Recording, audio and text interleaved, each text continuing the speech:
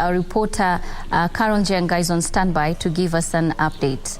Karen Jenga, good afternoon. What is the latest?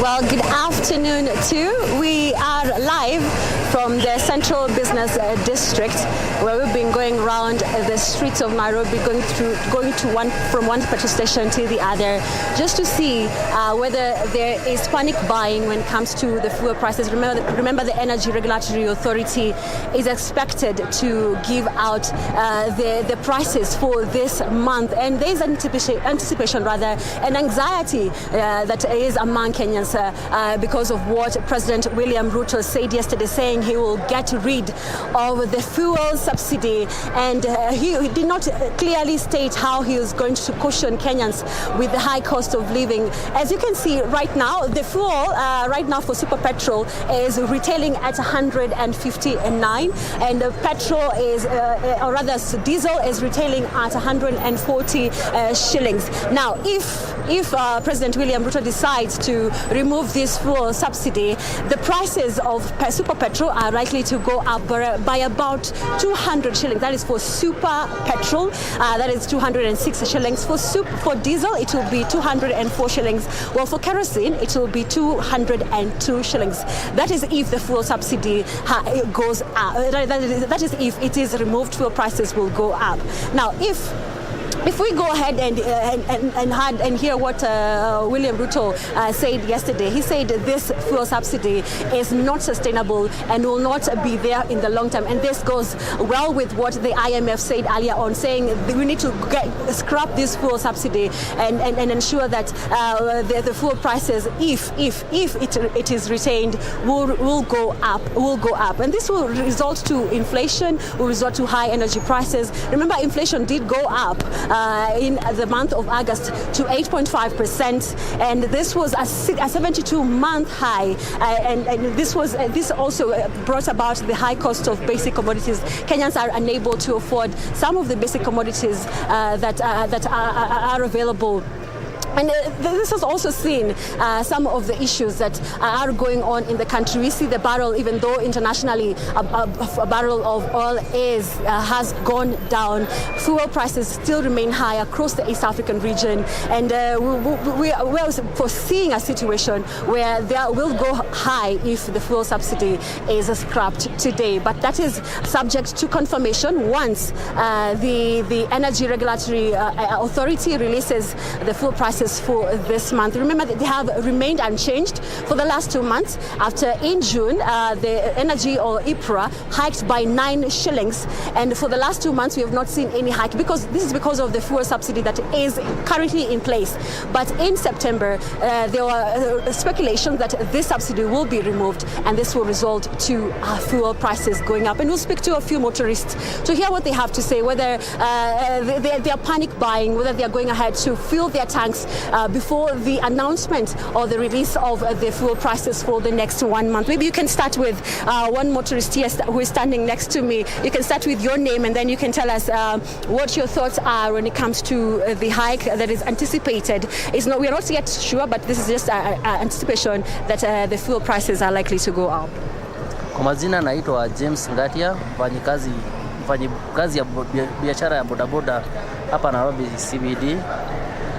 Kusema ukweli, we are much worried about the fuel prices, sababu venye maisha inaendelea, mafuta ikipanda, maisha itaendelea kukandamiza. Kwa hivyo tunamuomba rais aweze kutuhurumia na kushukisha bei ya mafuta, na akishukisha mafuta, kusema ukweli, bei ya unga, bei ya sukari, maisha itarudi chini kiasi, na at least tutajivunia kuishi hapa venye tulikuwa tunajivunia hapo awali, before maisha kuwa ngumu vyenye iko. So in terms of basic fuel prices ikienda up, that means that cost of basic commodities itaenda up. Are you able to within this period, are you able to ensure that you're able to feed your family? Kusema ukweli, maisha imekuwa ngumu sababu ile mapato tunapata ni ya chini. Unapata consumption ya hizi pikipiki zetu iko juu, so mambo mingi tunashindwa kukimu familia zetu.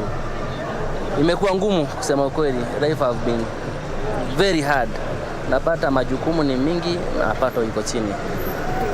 Well, that is one of the motorists here who was just fueling here in the CBD, telling us how this hike in fuel prices has affected the cost of basic commodities, making it hard for them to be able to earn a living or be able to make ends meet and ensure that they feed their family. Remember yesterday when President William Ruto was making his speech, he did say that the fuel subsidy is not something that will last for long. And this is something that has maybe made Kenyans get worried, and as according to one of the motorists that we have spoken to, saying that this is something that they are not anticipating, and they're hoping that the President William Ruto will do something about it, even though in his speech he didn't say exactly how he's willing to caution some Kenyans out here who are struggling to put food on their table. The other thing that is likely to ensure to rather be brought out today, once the increase, or rather the EPRA reviews the fuel prices rather this afternoon, is that fuel marketers have been saying that they have not been paid about 60 billion shillings.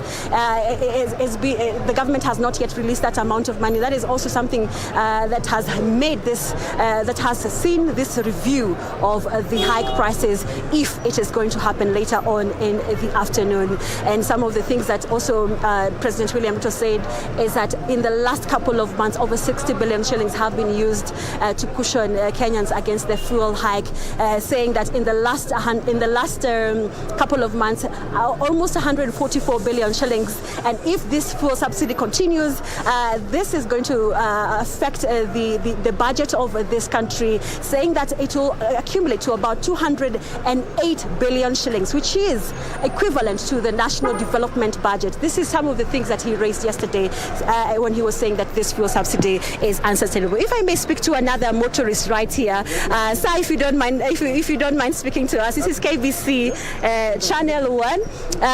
We're talking about the fuel prices. Kindly, if you can talk to us and tell us what you think about the fuel prices right here in the country.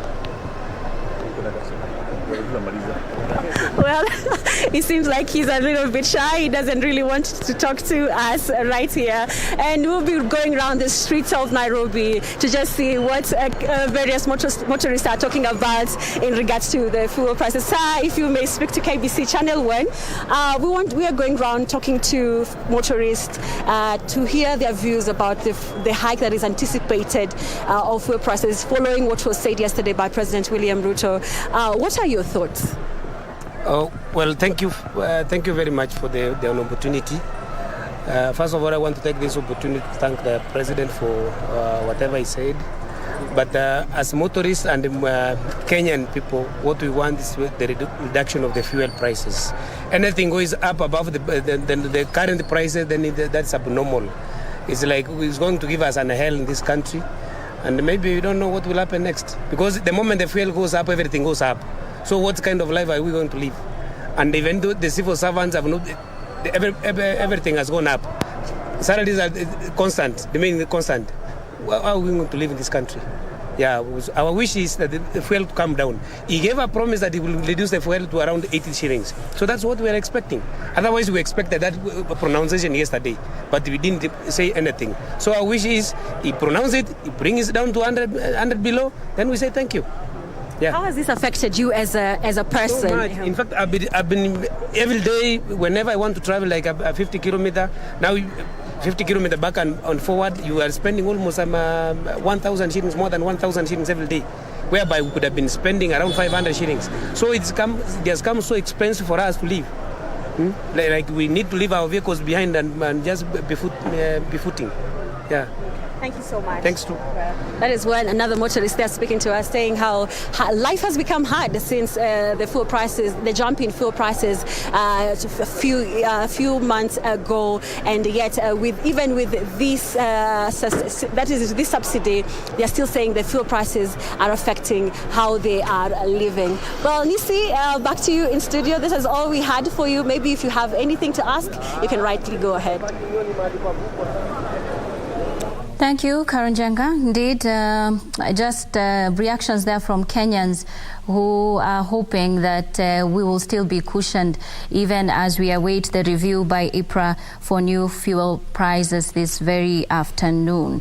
Is the fuel subsidy sustainable? I think that is the question that is going on in the minds of many.